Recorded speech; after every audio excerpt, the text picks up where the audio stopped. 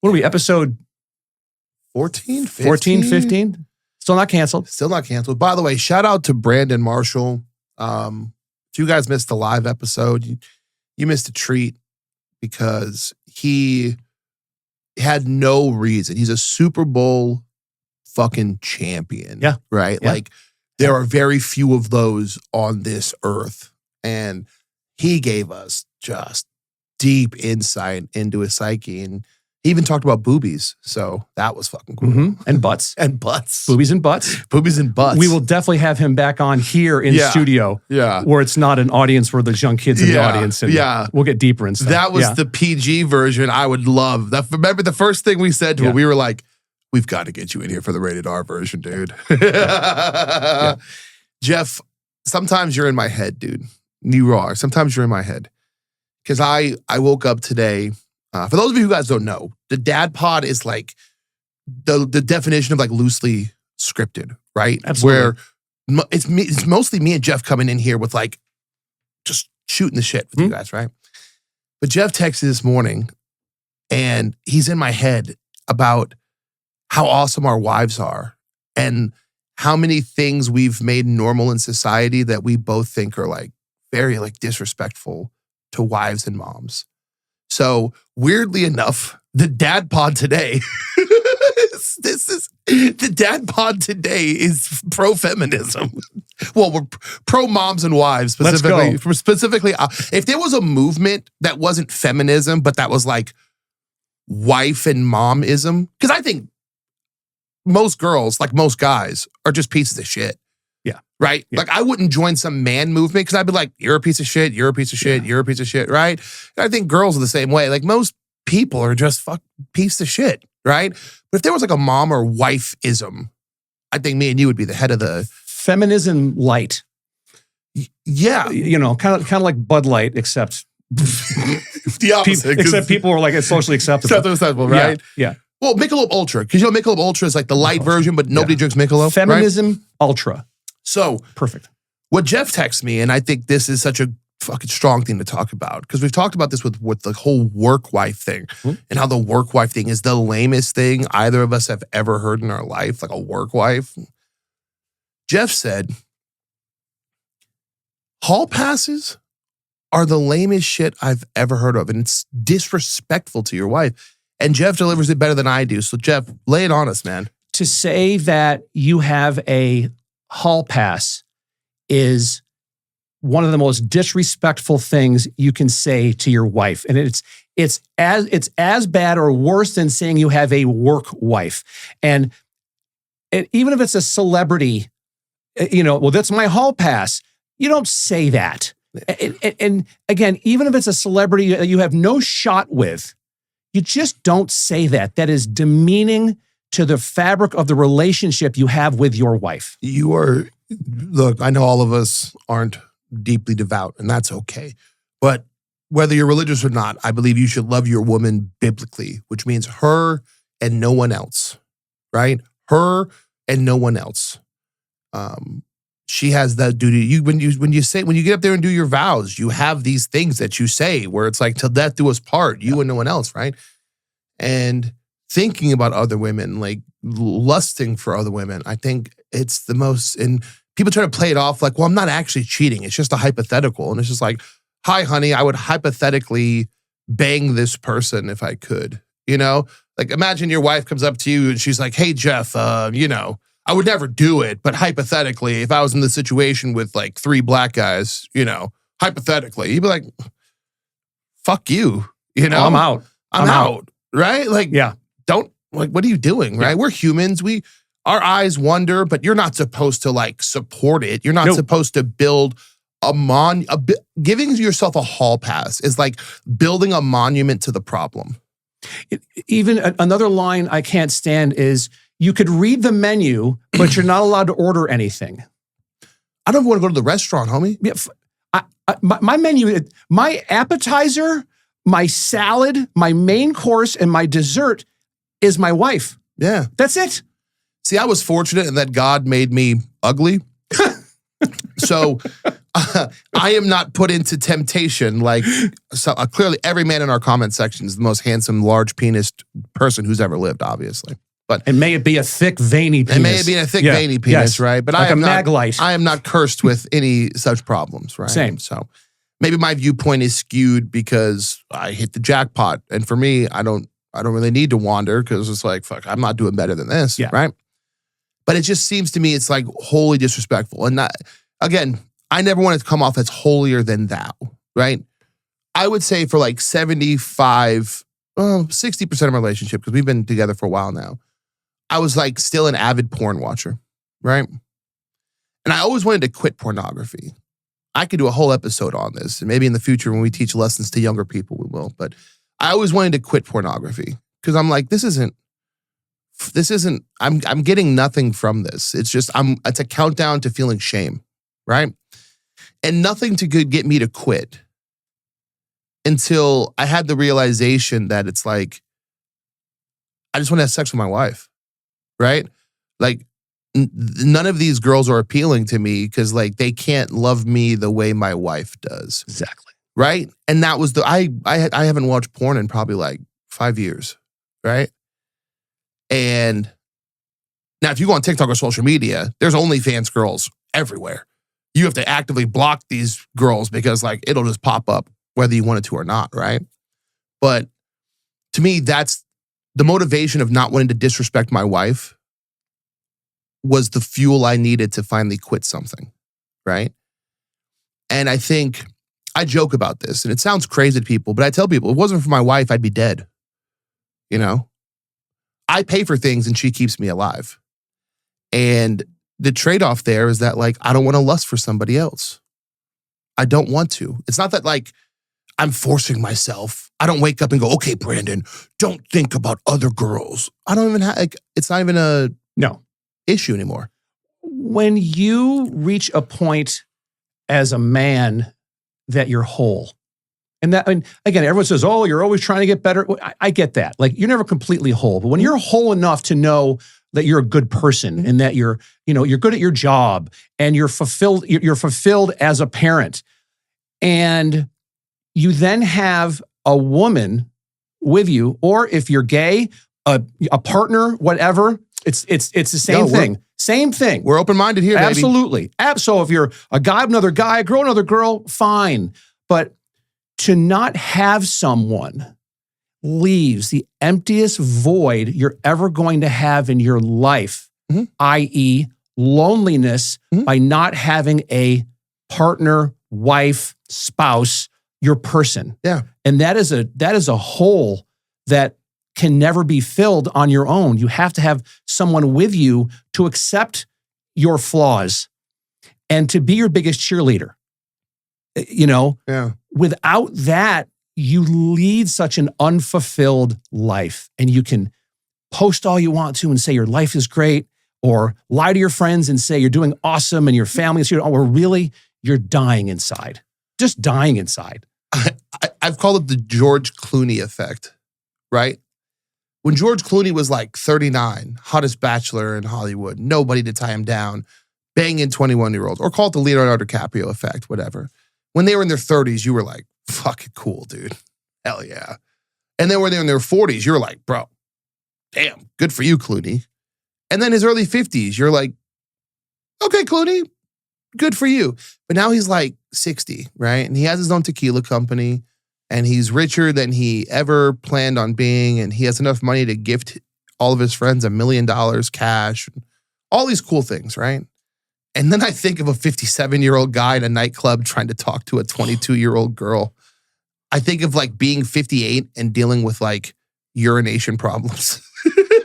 Dealing with constipation and sharding and having pills to take. And I think of being 60 and your knees don't work and you still have to wake up and try to like text her back or figure out what she's like, what her favorite color is. And I'm like, dude, that sucks, bro. You're George Clooney and you have a life better than anything I can imagine, but I can't imagine being that lonely.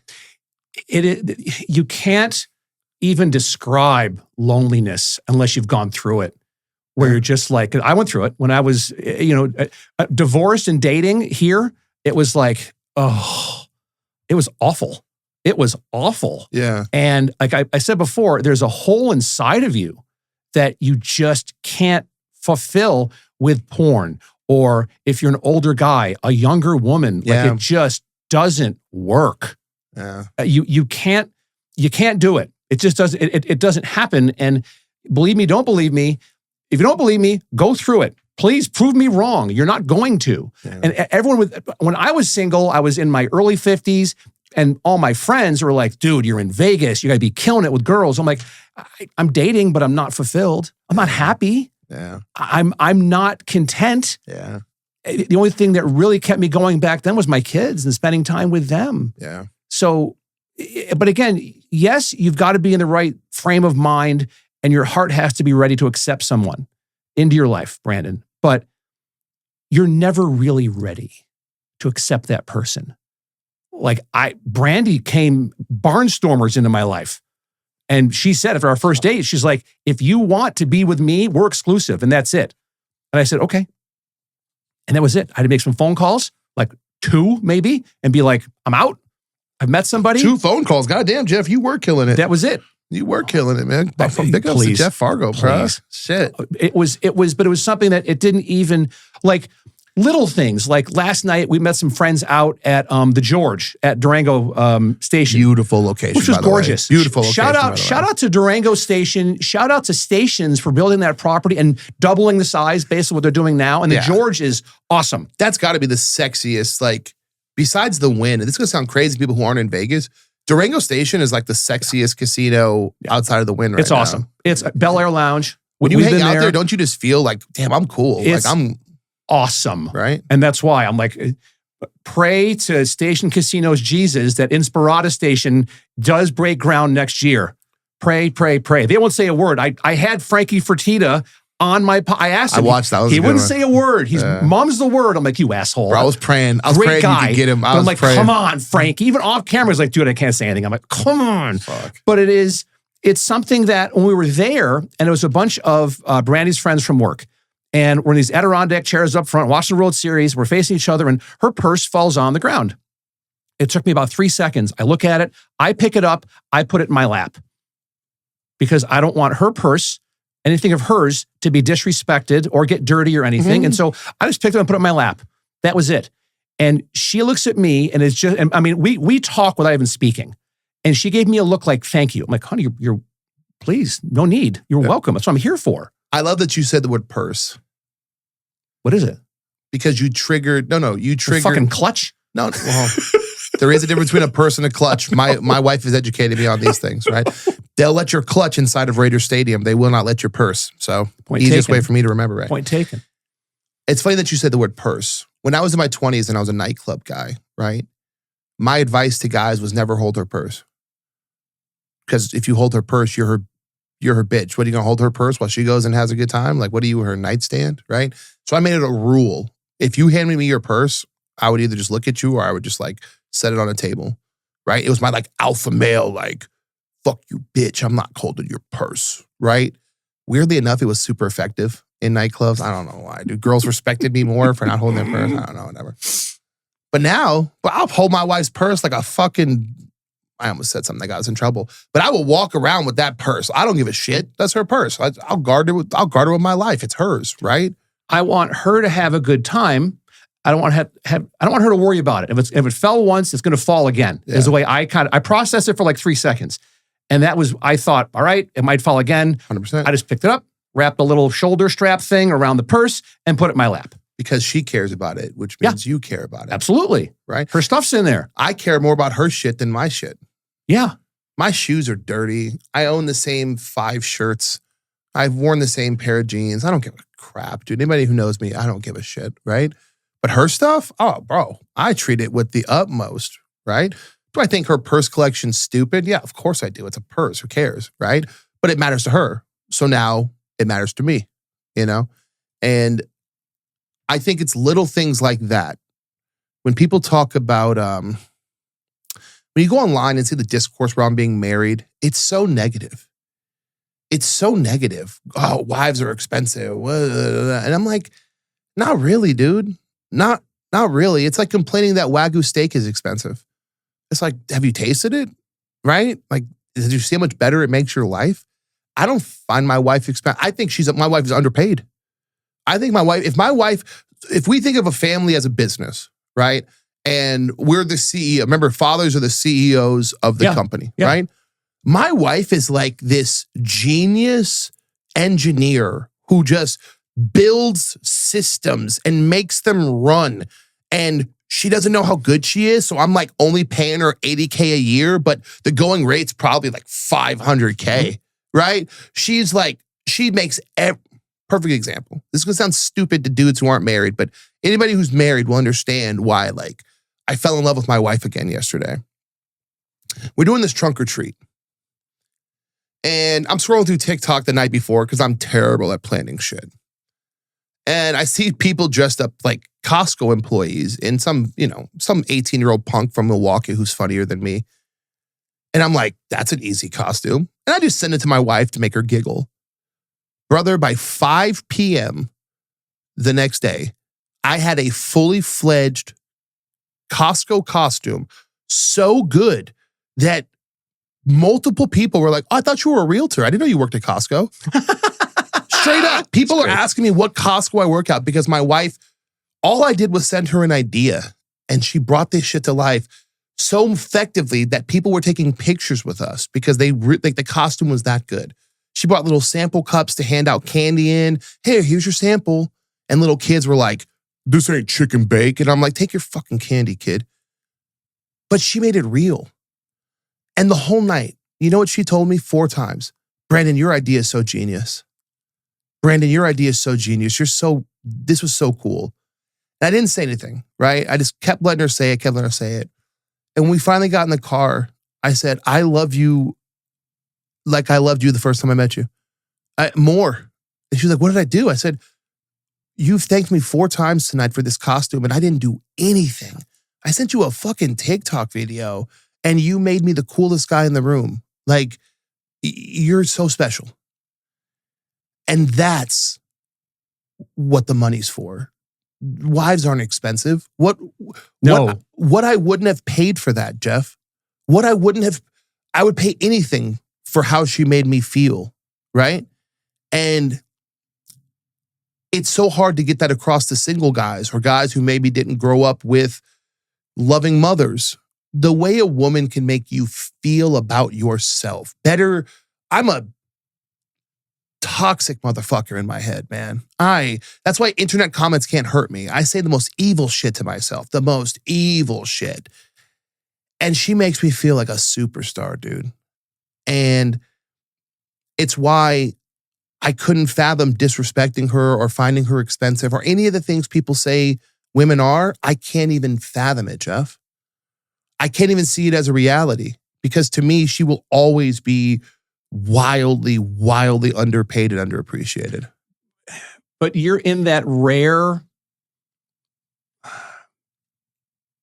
you're in a rare situation. I'm in it too, that you are the Powerball lottery winner of relationships.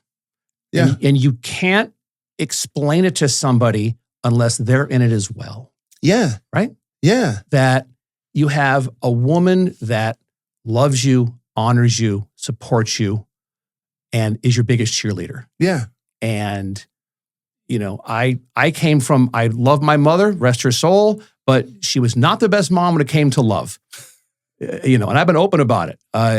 She wrote, and I appreciate that. My mother wrote checks. That was it. Or, sent money for stuff. And it fucked me up. To this day, it still fucked me up. And to be with somebody, I've never been loved by someone, adored by someone deeper than I am by my wife. Yeah. And you can't explain that. And I mean, it was funny because it got to the point in Fargo Talks on my podcast that I would talk about it so much. Guests were like, dude, we know already. Stop it. Where Brandy even said, stop talking about me. Everyone gets it. Everyone knows that you love me. Fucking stop it already. I don't ever want you to stop, brother. Go on with your agenda on your podcast. Stop making it an homage, as your love to me. And I'm like, okay, but I'm so appreciative of her that there's stuff that she has done for me that no one else has ever done or ever will do. Yeah. And she does it out of love and compassion.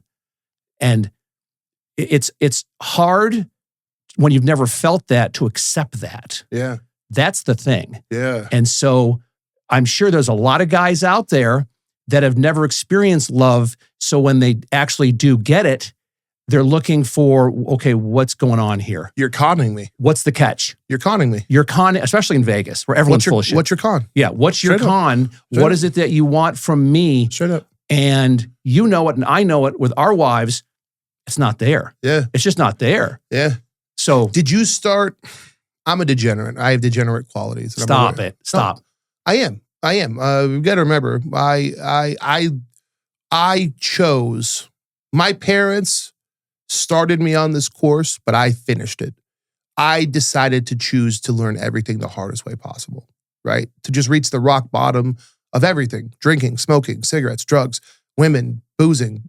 I just chose to reach rock bottom, right? I have a degenerate quality where the second somebody loves me, I test them by being the worst version of myself. Such a stupid thing. I feel like Marilyn Monroe, but obviously fat and black. And without a pill problem. And that was a time. Okay. Where it's like, well, if you can't love me at my worst, right? Because to me, how else do I prove that you're not trying to con me? It doesn't make sense that you love me this way. It doesn't make sense. Why would you love me this way? I don't love me this way. What happened for you to accept your wife's love? She saw the literal worst parts of me that I didn't even realize were there, right? And God damn it, love me all the same. Why'd she stay? Because she genuinely believes in me, which is still crazy to this day to say. But once you see it, dude, it's like a religious experience. I've told you this. My wife she's always been my muse for art, for music, for everything. Growing my business, being a better person, right? But at that moment, she saved me. You always hear religious church people talking about being saved, being saved, being saved. And I never understood it, right? But my wife saved me, right? Because she showed me what love actually looks like. The worst men in the world, you name it, rapists, murderers, killers, gangsters, they just don't know love or they can't accept it. I've met bad guys. I worked in nightclubs for a long time. Yeah. I met bad guys, real bad guys. Unloved. The most unloved human beings on earth, right? There's a reason every serial killer comes from it's not their dad, it's their mom. If you're watching this, Google this. 99% of serial killers come from an abusive mother. It's not the dad, it's the mom, right? Single mother, abusive, right? Not knowing that love from a woman is the most detrimental shit in the world. And when you finally get it and you finally accept it, there's no denying it. You can't, you can pretend it's a con until they show it to you and you're like blown away. Something I've seen with doing Dad Pod, I've had people on that, and I'm open about it. I'm friends with Baller Busters. They're the biggest online, 60 Minutes. They're it, man. They out people. They bust people that act like they're ballers, right? And so the thing I've seen with all of these internet coaches and people that are saying, for $10,000, you could spend 20 minutes with me on a phone call, and here's a picture of me with a Lamborghini, which is probably rented, by the way. It's all horse shit. You rarely see them with their spouse. Mm-hmm. I'd say 90% of them, if you look them up and scroll through their content, it's just them talking. Yeah. It's not them and their spouse. It's not them traveling or doing something, or I don't do a lot of, I really don't do in my feed reels with Brandy, but I'll do stories often. Yeah. I'll post stories with her. And you don't see that with these guys that have, 1 million followers, which is almost all paid for, by the way. They're full of shit, but they're not complete as a person. And if you're not complete as a person, why am I going to give you my money to help me become better? Where you have such a gaping void in your life. Please explain that to me, somebody. Because that's the first thing I look at. If I'm looking to vet someone to do something with them in business or let them into my personal life to be friends, what kind of person are they to their kids? What type of person are they to their spouse? Jeff, we won't even vote for a president if he's not married. Look, we're not going to get political, okay? It doesn't matter if you're a Democrat, Republican, lizard, alien, don't matter. Men and women, unless we know you've gone through the same suffering that we have, right? Because relationships are a lot of work. Unless we know you've gone through that, we just don't trust you, right? We just don't trust you. I can't remember the last time I hung out with a single dude, a guy who was single. Because like, what the fuck are we going to talk about? Exactly. Right? If women don't trust you, if you haven't built that trust with women, why would I trust you around my family and friends, right? What a great topic. Do dads hang out with single friends? If we comb the internet, that's the thing about the internet, right? There's always going to be an exception to the rule when you have billions of people on social media, right? The exception will be out there. But I think for the majority, I'd say no. I'd say most, not all, because you guys are nerds.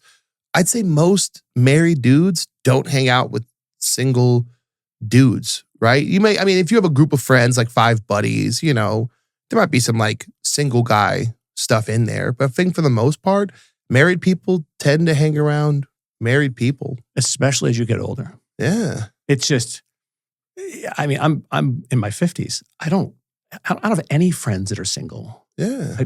I don't. But the thing, again, and this might sound cliche, but my best friend is my wife. Yeah. I just want to hang out with her. Yeah. And I get people, and I'm flattered. Hey, let's do this. Let's go do this. Let's go do this. If I can't bring my wife, I don't go. I don't go. My best friend lives 10 seconds from me in Inspirata. I could legitimately walk to his house in probably 2 minutes. I see him maybe once a month. You want to know why? Because he's hanging out with his wife and I'm hanging out with mine. And there's nothing wrong with that. Right? And actually, that's healthy to want to spend time with your wife. Yeah. When I was single, and this is years ago, I was in my 30s, and I lived in upstate New York, lived in Canandaigua, used to go to a bar called the Thirsty Turtle in Victor, New York. The Thirsty Turtle. The Thirsty. New York, you know what? New York has some cool fucking bar names. You know that? Oh. I tend to be a little bit, like, I kind of poke the bear with New York people a lot. I'm like, oh, your bagels are just okay, whatever. We got better pizza. But goddamn, their bar names are cool. So this is Western New York. Like, this is up near Buffalo. All right. This is Canandaigua, New York, the Western Finger Lakes region, like Syracuse, Rochester, Buffalo. It's right nestled in there. And so, like, a lot of snow, and everyone has everyone's bigger and swollen because they drink draft beer and prime rib buffets, man.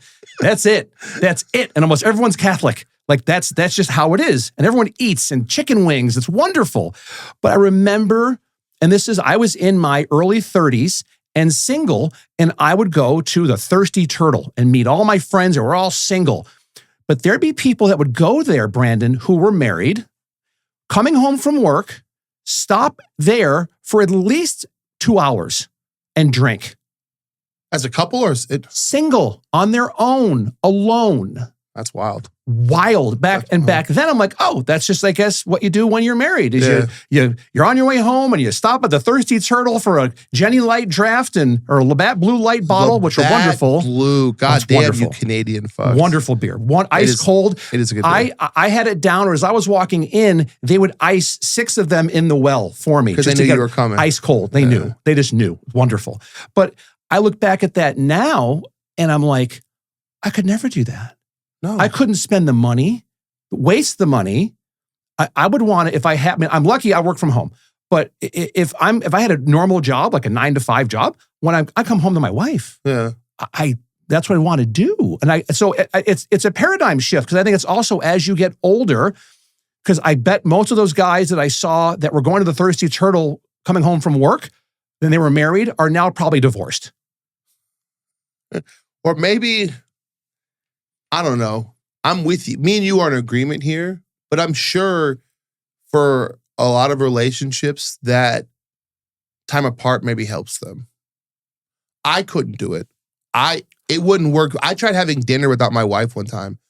I went to I went to Hank's, right? And I was in that mindset like, man, I just need time to myself, right? And I went to Hank's. I ordered the meal and I got my little $10 martinis and I talked to the cocktail waitresses and the bartenders who are way too pretty to be that nice to me. Mm-hmm. Well, they're pretty and nice for a reason. We all know that. Yeah, but they know me. I'm like a regular. They don't have to do that anymore. And I always tell them, hey, you're too pretty to be nice to me. Just treat me like you would some fucking Joe Blow at a club or something like that, whatever. It makes me feel normal. And I'm having my dinner and I'm like, halfway through, I'm like, this sucks. Can you have my steak to go? And they were like, yeah. They threw it in a box and I took it home and shared it with my wife. Right? But there's some guys or some women who are like, I like our time apart. It helps us, whatever. And I get that. If that works for your relationship, good. It don't work for me. It don't work for me. I went, we talked about this in August. My best friend, Sean Kutry, the legend, who someday we will have on Dad Pod. Next time him and Martha come to Vegas, we will get him. I've built him up so high in my head. Oh, he's the best. He's the best. And he would say he'd be like, "No, what are you talking about?" Blah blah blah. But I idolize him. Like he is up here on Mount Olympus of husbands, dads, people, and my best friend of 40 years. And went and stayed with him at his condo in Fort Myers for about a week. Loved it. Had a great time. But there was multiple times when I was there that I missed Brandy. Like I missed her. Will I go back again and do that with him? Yeah, because it was fun. It was a good time, and it's healthy to have time away from your spouse. But like we talked every day. I called her every day. We're texting every day. So she was still in my life. I was still thinking about her all the time. But it's nice to have that balance where you have a homie who you still stay in touch. And, we had a friend who was our age who died of cancer in April. And that's when Sean said to me, we have to start seeing more of each other. Yeah. And Sean he's partly retired now, doing great, has a nice condo with his wife. He's like, whenever you want, come.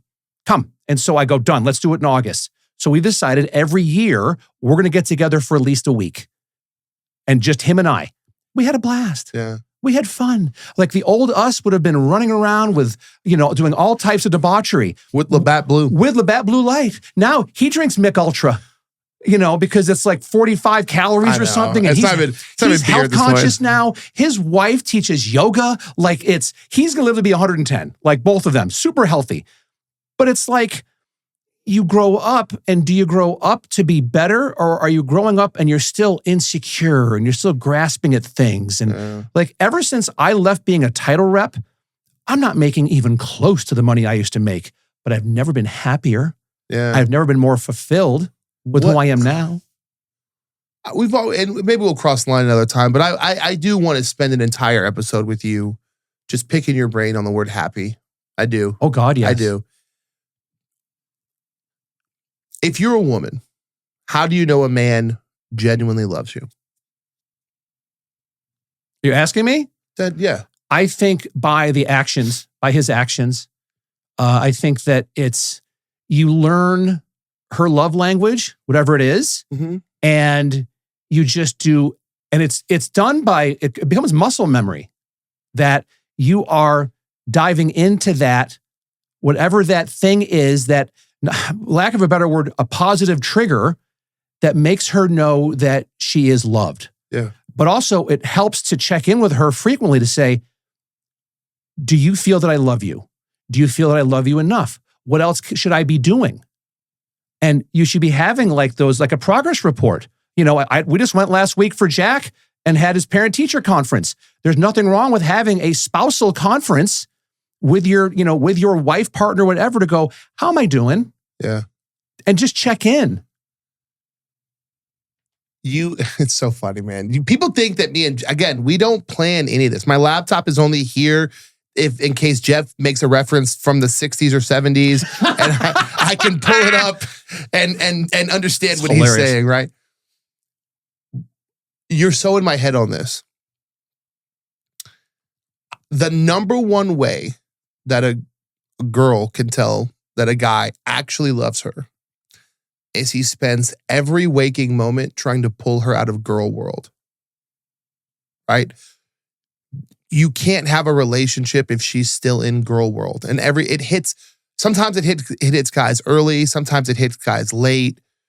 Most arguments that you have during that dating lead up courtship phase are because she's talking in girl world and you're in guy world. Perfect example is like, my wife was a lash artist, for years. So she's trained to have women sit in a chair and keep them talking, right?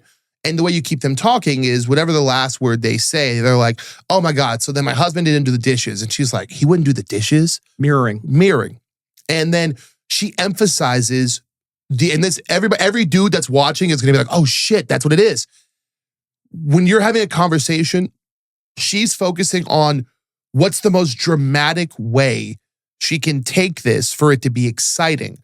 Because when girls talk to each other, they don't want the logical, realistic explanation of why something happened. They want the most fun, exciting, and dramatic version, right? But if we're going to have a relationship and I say, hey, this is happening, I did this because of this, I don't need you to be like, oh, you ran all the way home from it's like, no, sweetie, that's the most, no, you know me, there's no way I would do that. Don't focus on the dramatic thing for excitement. Like, just listen to what I'm saying, right? And I think the time it takes, if a man is willing to dedicate his time, his patience, and his energy to pulling you out of girl world, he's not being controlling, he's not being a narcissist, he's not being all that shit that people say online. He realizes no relationship can form as long as you're still in girl world and he's in reality. He must, like Neo in the Matrix, he is Morpheus. The Matrix would have made way more sense if Neo was a girl. It would have made way more sense because you don't need to pull a white nerdy guy out of the Matrix. He knows that life sucks, right? But you have to pull her out of the Matrix and it takes time. I know you got lucky when you met your wife, right? She was already with you in the real world. Correct. Right? But when you met your previous women, you had to pull them into reality, right? And I think that's the ultimate sign. That could be the biggest hurdle that men face when they're dating. Especially right now. Yeah. Because everyone is on their phones. Yeah. Everything's online. Yeah. And so people are afraid to have interpersonal communication and contact. 100%. We've talked about this. There's a ton of clips online of attractive women going out to bars and men aren't even approaching them. Nope. Not even coming up to them to say hi or buy them a drink. Nope. Nothing. I tried throwing a singles event and I'll never do it again. It's just a bunch of girls with high standards and 3 dudes who have the courage to show up. And that's it. That's it. I love it when people, and this is back when I was single and dating, and people would say, well, dating is horrible, dating sucks. Well, why? Why? Because it's not all them. You could hear people get on that all the time. But dating sucks. Okay, well, what about you makes dating suck? Yep. Look inward, work on yourself to figure out why dating sucks. Bro, if you're in your 30s and you're still talking about dating sucks, it's you. It's you, okay? It's you. You suck.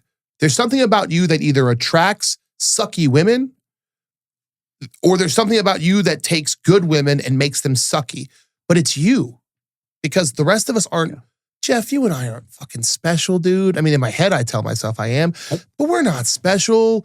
Dudes have been dating and marrying women for whatever you believe in, whether it's, however long.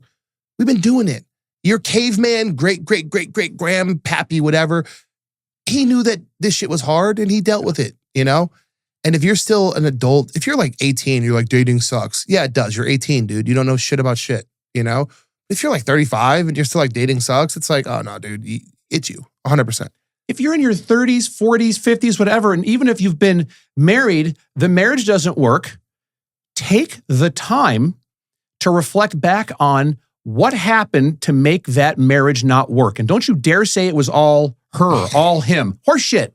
That's absolute horseshit. It's both of you. And so take the person out of it, that you have the, dissolved relationship. That person's not a factor anymore with that. It's about you. And take the time to work on you. And it's a never-ending process. Yep. But also, you goddamn better find someone that helps you become a better person as well. That you can't work on you alone. If you could, you would have done it by now. There's no way. Straight up. There's no way. You can't become a better partner single. It doesn't.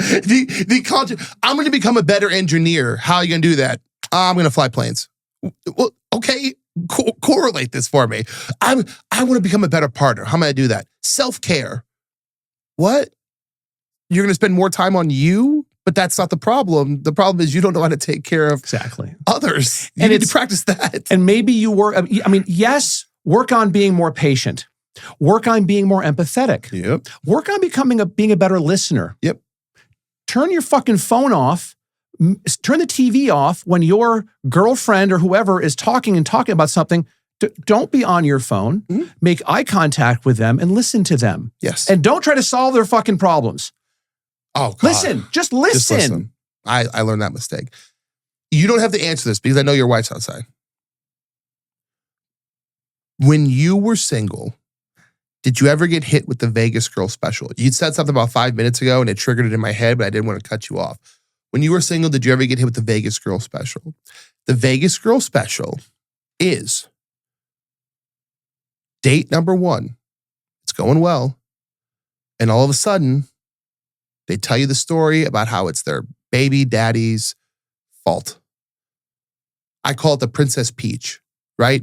Bowser kidnapped me, and Mario, I need you to rescue me. And it's the Vegas Girl special. I know these women. I grew up with them. I never had that. You never got that? And the thing is, I would tell you anything because Brandy watches these episodes. So for me to say, well, she's here or not here, I'm still going to tell you. I never had that. Never? Knock on wood. Never had that. I see so many, dude. I worked in nightclubs, and most of the cocktail waitresses, servers, these girls were high schoolers with me. I know them, right? So like watching, and I know like, I'm going to get in so much trouble for this. They're not all good people. They're not all good people. They chose shitty partners a lot of times, right? But whenever they would retell the story, they did nothing wrong. They just happened to meet Bowser, the most evil man in the world. And then they met him again and again, right? We've had 12 Marios. Princess Peach, how do you keep falling for Bowser? How does he keep kidnapping you, right? How is it possible that every single guy, it was their fault and they were bad guys and you did nothing wrong? But dudes fall for that shit every single time. And that's when, you need to work on yourself. Yeah. That's when you got to I'm a big fan of evolving. Yeah. And especially when I was single, I went on dates with girls, and if it didn't go well, like, okay, what did I do wrong? Or maybe I did everything I thought was right, and she wasn't into me. Yeah. Great. That's fine too. That's okay. That's healthy. We don't appeal to everybody. That's fine. But I don't appeal to very many people. Again, my wife is Stop it. It's people need to give themselves grace. And I think we have a very tough time doing that. To give yourself a pause to go, oh, all right, I did this, and this. She did this. And we're not jiving here. And I still keep pouring myself in to whether it's my heart, my wallet, whatever it is. And I still don't feel fulfilled. Well, then, look in the mirror and see what's going on with you. Yeah. And then it's okay to be single for a while. Yeah. Like, that's okay. If you were a TV show dad, I think that would be your catchphrase. Give yourself grace. Because it's a good one, man. Every time you say it, a smile breaks across me. Well, most people don't. I've said that line on my podcast 1 million times to people that have sat across from, in your seat, to say, where they get on themselves and they don't take the time to reevaluate a situation. Yeah. They just jump in and think, oh, it's my fault. I screwed up. I need to be better. No, it's okay. Yes. You've done your best. If you don't get the outcome that you hoped for, you did your best. Give yourself grace, and you know what? You shoot again for the next one. You're okay. I want to ask you a dad-to-dad question. And it's a question that I think when we were thinking about creating this podcast, it was these kind of questions that I wanted this to be built on, because they're questions that where the fuck else can you ask something like what I'm about to ask you? As a dad, we both have daughters, right? And it's our biggest fear that we'd ever get to express, because my wife probably did this when she was younger. And it's like, oh shit. As a dad,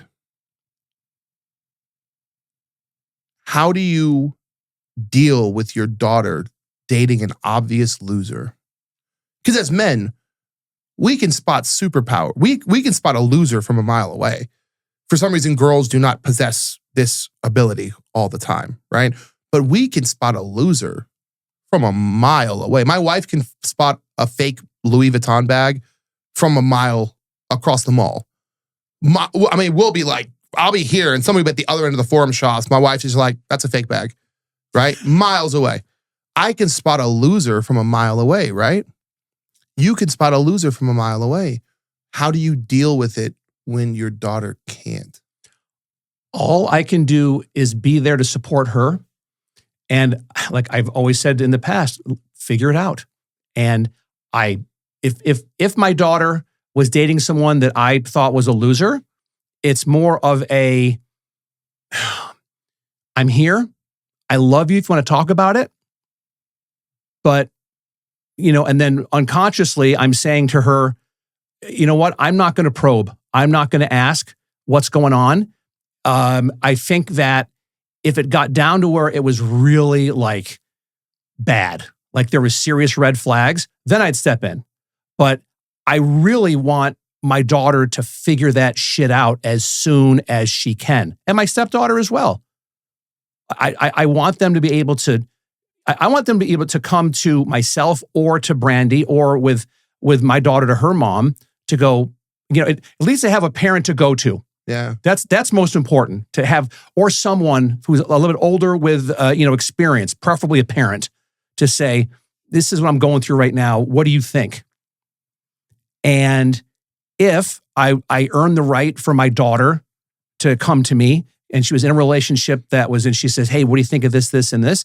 I would tell her, but I wouldn't go, I wouldn't poke the bear. Yeah. I wouldn't poke the bear, my friend, because the hardest thing you can do is watch your kids fail. But the greatest thing you can do is watch your kids fail and let them fail. Yeah. And then be there to help them rebuild. Well, because again, I think this is the having a boy versus having a girl problem, right? Because if you saw, I know Jack's not going to grow up and be this kind of guy, but let's just hypothetically say Jack's 17 and he just walks in the house with a bimbo, right? And you're just like, dude, what are you doing? She's very clearly like, this is not wife material. We're like, come on, Jack, Jack, right? Yeah. But with boys, the worst thing that'll happen is like, he'll probably get his heart stepped on, right? She'll cheat on him or like not love him the right way and it'll suck and, he'll pick up whiskey or something like that. With boys, it's like you almost have to go through that trial by fire, right? Because the worst thing that'll happen is like some mental damage is going to come your way, right? Sure. But it only makes finding the good girls better. With girls, one loser can destroy everything. It's very hard. And it's hard. It's hard to give relationship advice to your daughter as a dad. Because one, they are psychologically in a place, 15, 16, 17, that age range where you don't really know what you're talking about. Their perception is that you don't know. They know more than you do. They're, confrontational about it. They're combative about it. I've had great talks with my daughter regarding politics. I'm a moderate right. She's on the left. I love her, and that's okay. And she's said several times, we've had several great talks. We sit in my car in front of her mom's for hours on end sometimes, talking about current events and all that, how to navigate that stuff. I love those times. However, turn the channel, and then if all of a sudden it's dating stuff, if she comes to me and we talk about it, great, but I'm not going to poke the bear. No, because you'll trigger that left-wing I call it like Star Wars Harry Potter syndrome. You'll trigger that I have to fight. You become the Death Star, and now she must conquer big authority for love.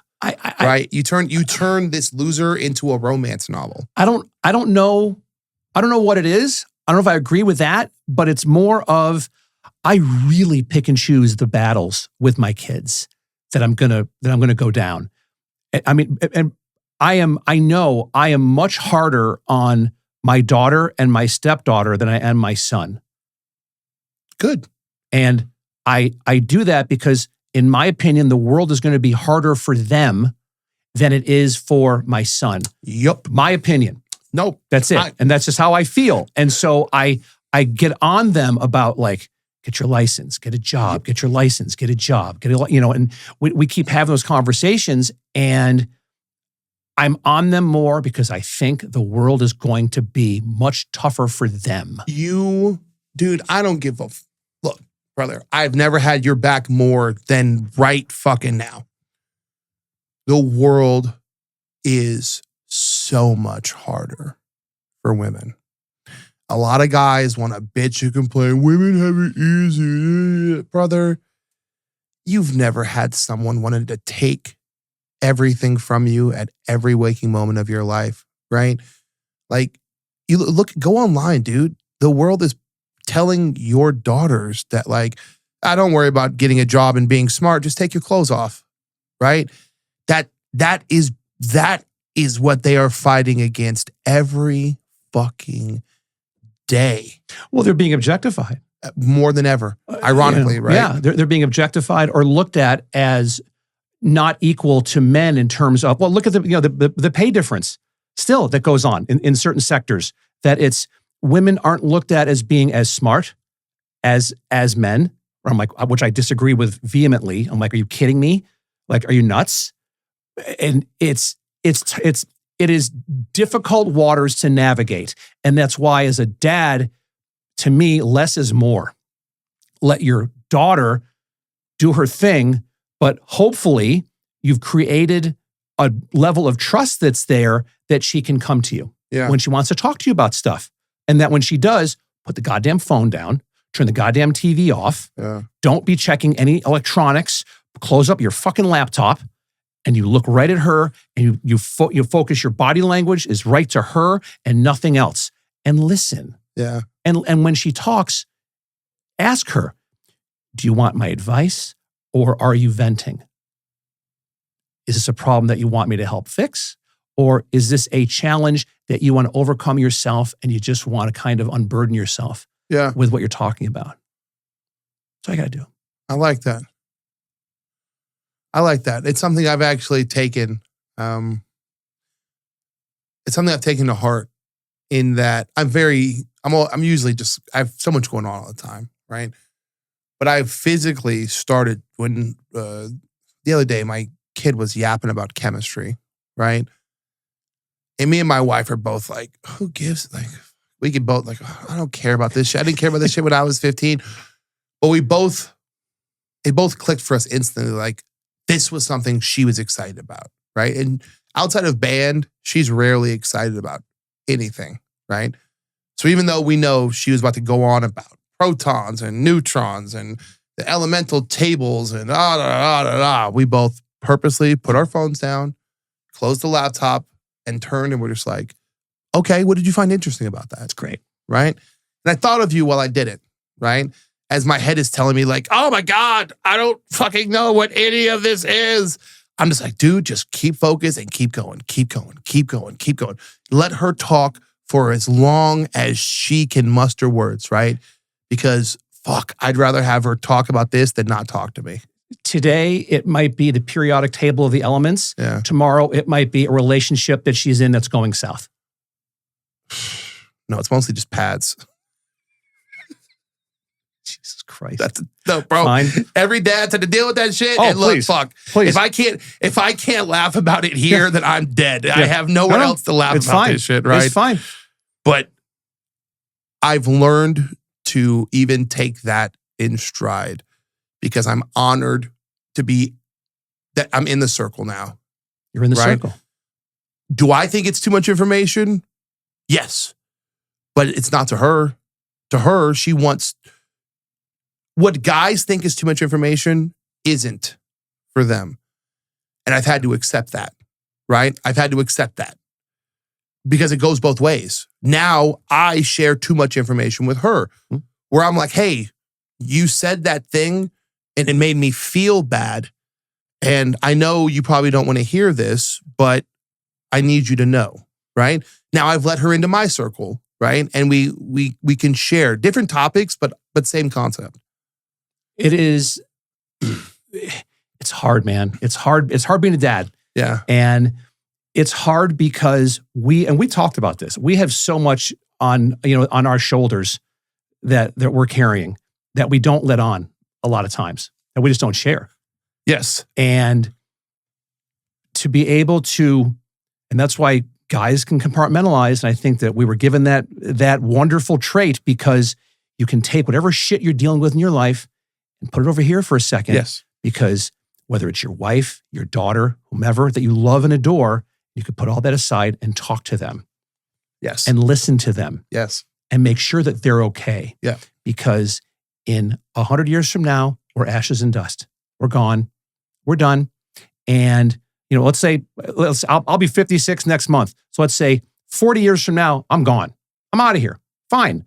But what did I leave with my wife? What did I leave to my kids that make them love me and memories I've created with them and experiences I've had with them, whether it's traveling is great, but more about like right here when they're experiencing something and I help them get through something, or I played even a little part in it, that then they can turn around and, the goal of every parent is to make your kids not as in therapy as much as you're in.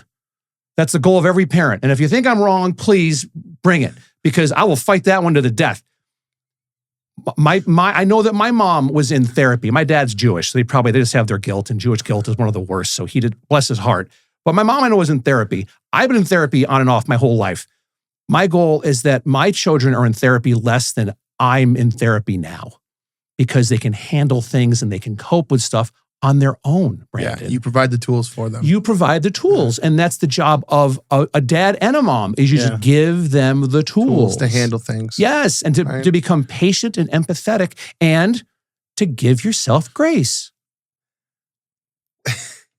I'm telling you, we gotta get you a shirt that says "Give yourself grace." Yeah. Because, man, you guys think that he's so right, man. I'm telling you, when someone hits you with something that's true and then you apply it to your life and your life gets better, you have to just roll with it, right? It's crazy. If you had told me 5 years ago, give yourself grace, I'm like, what does this fucking asshole know, right? But then I applied it and I'm like, you know what? I did pretty good today. You know who taught me that line? It was about 5 years ago. My friend at Life Realty, Sherry Sagum. Oh, we met her. Yep. When she's one of my dear friends. Love her. We're going to go pickle at her house tomorrow. We're going pickling. She has a pickleball court at her house. We're going pickling. And that's what we call it. And pickling. But she taught me that line years ago because I was going through something and she said, Jeff, you need to give yourself grace. And I went, holy shit, you're right. Thanks, Sherry. And I never forgot that. And I repeat it now as often as I can to whoever will listen. Yeah. And I say it over and over and over and over because we don't. Yeah. I can't tell you how many times, over 100 episodes of Fargo Talks, how many times I've had people here in the studio, we're talking, people with huge followings, famous people, not giving themselves grace. Yeah. I'm like, hey, stop. Look at everything you've done. Look at what you've accomplished. I don't care how much money you have in the bank. I don't care what you drive. I care what kind of person you are. You're a good person. Yeah. I even start saying to the kid, she'll have a bad band show. And I'm like, hey, give yourself grace, right? Every show isn't going to be perfect, but you'll do better next time. You're going to practice. And, sometimes it lands. And obviously she's 15. That's okay, though. I wish that's the one thing I wish my mom or dad taught me when I was a kid. Yeah. That they would say, hey, give yourself grace. But again, I'm Gen X. I got fucking yelled at and go sit in the car. 1980s, in the 80s. Kidding me? Oh, man. My favorite. Me and black men my age connect on this one where we just say, here was the phrase we heard the most. Don't start crying or I'm going to give you something to cry about. Yes. It's like, you just hit me, bro. That's what I'm crying about. Yeah. But last episode we did, right? I always try to do like 4 questions to pour your heart out and then a laugh, right? And our laugh last time was about Peyton Manning, and I still find that fucking hilarious. It's all that matters. Me and my buddy drove home laughing about that. I've laughed about that probably 8 times since now. What I want to ask you, Jeff Fargo, and I have epiphanies, man. I've never farted around my wife. Do you fart around your wife? All the time. I can hear her laughing right now. Are you kidding me? I fart in bed with her all the time. Do husbands fart around their wife? I can hear her laugh. Her laugh is like, it's the best. I don't remember when, but I will, and I'll hear her say is, "Oh no," because at my age, it's touch and go. You don't know what's coming out. You go into shark territory, and that's like, oh no. And so thankfully, my wife is an RN, so she's seen it all. And so literally shit happens sometimes. She's seen death rattles. She's seen death rattles. So if she's seen death rattles, she can listen to me fart. The benefits of dating an RN. Oh, boy. Your shit don't stink as bad. Boy, Brandy Fargo, how lucky did you get? You listen to hear Jeff fart literally every night. Every night. Do you know what's so fucked up? I think we just had great conversations about wives and growing up around daughters and what young men are. And this is going to be the clip that goes viral. I know it in my heart. I know it in my heart. And it's going to make me laugh. What we need to do is, I want to have you, I know that because your algorithm stuff, you got to be careful, but I want to have you post this one and then do a poll to say, dads, do you fart in front of your wife? I'm going to. I'll be in Europe, so and send it. I'll be in Europe. My algorithm's going to get shit on. We might as well just lead with the fart, right? Yep, lead with the fart one. As soon as that gets clipped, I'll send it to you. Do it. Add me as a collab, and I'll add Dad Pod in there, or you add Dad Pod as a collab. And it's just, I think that, and it's funny you mentioned this. I thought about it today.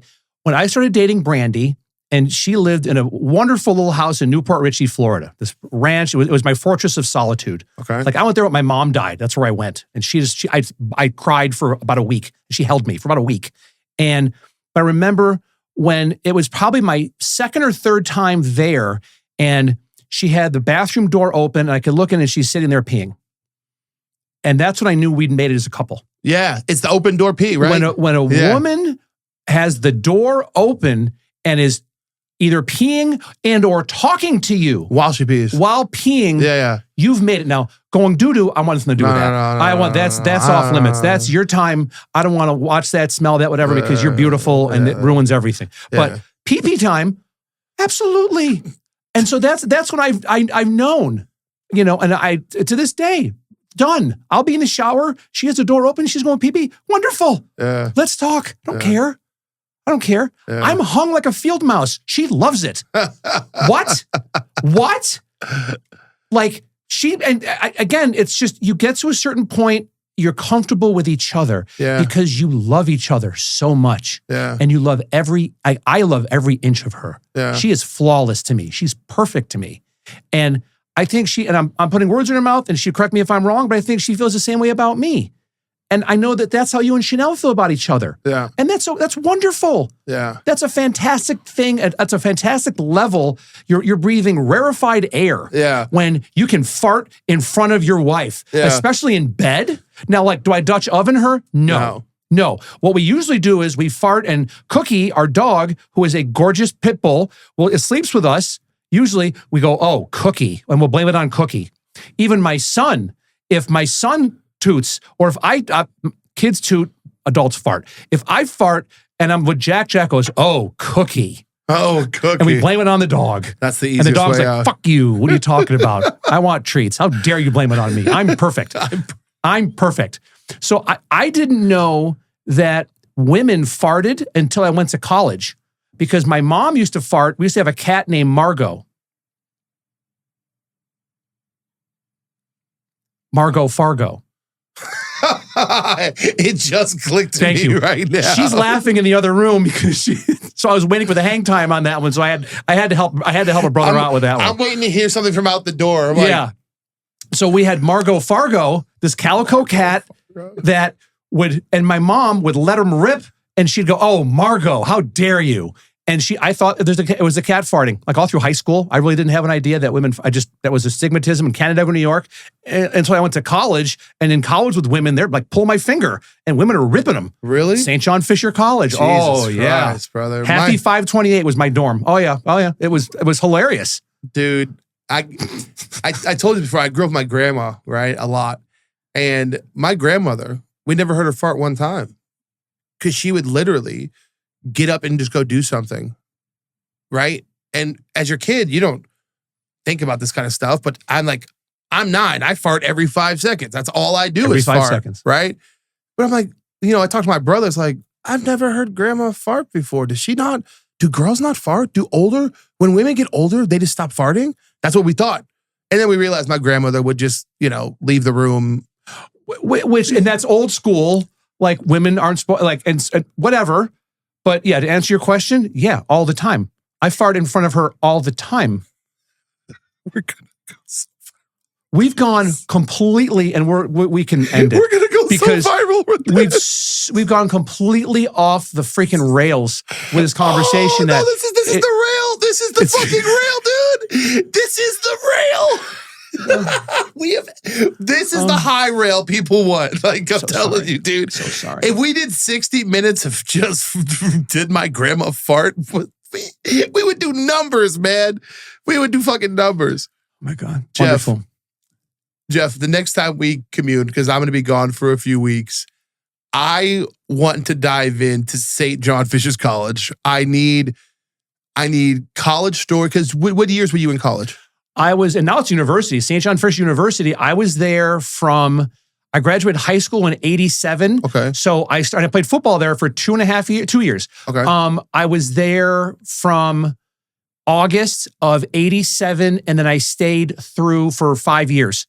I stayed an extra year. Okay. I convinced my mother. She paid for my tuition with a credit card because she got frequent flyer miles, and then she always went to the Rio.